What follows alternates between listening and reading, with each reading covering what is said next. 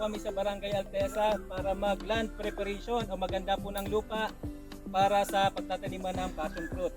Ako po si Ed Katapang, kasama ko po si Kuya Gabi and Dimple. Ayan. So kami po ang gagawa para sa pagtataniman ng passion fruit. So mapapansin po ninyo, ang lugar po dito sa Altesa ay rolling or hilly, kaya po ang gagawin po namin na pagtatanim ay contour or contour planting. Para maiwasan po natin ang soil erosion, yung mga topsoil po natin ay hindi madala during rainy season or malakas na tag-ulan. Ngayon po, ang sukat po na gagawin namin ay 2 meters po ang interval ng kada puno ng passion fruit at 3 meters naman yung interval kada rows po. Okay, magsisimula po kami dito, papunta po doon. Okay, una po magsusukat po tayo ng 60 cm kasi yun po yung diameter ng butas. 60 cm. Lagyan po natin ng palatandaan para alam po natin kung saan tayo magsisimula ng butas natin. Ayan, 60 cm po yung diameter ng butas para mas marami tayong mailagay na manure at mga fertilizer pag magtatanim na po tayo. Ayan, kapag nalagyan na po natin ng marking, pwede na po natin hukayin.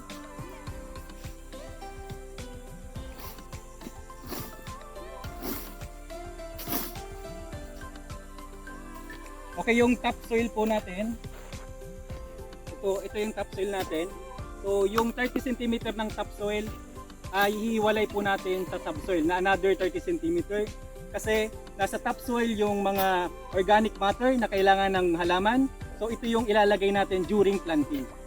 Ihiwalay natin ito.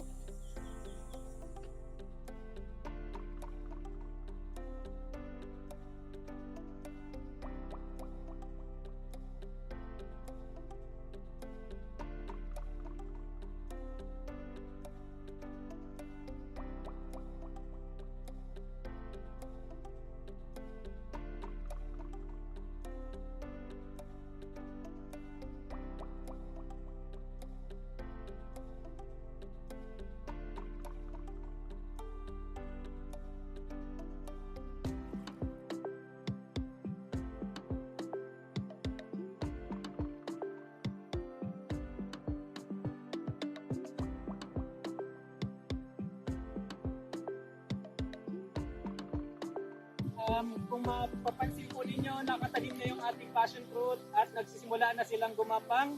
Kaya kailangan na natin maglagay ng trellis. So ang gagamitin natin, yung available na materials natin, bamboo. Ayan. So yung mga matitigas na klaseng bamboo ang gagamitin natin para mas tumagal yung ating trellis. So meron tayo ditong lalim or hukay, no, na paglalagyan natin ng bamboo. Almost nasa 1 foot. 1 foot yung lalim ng butas.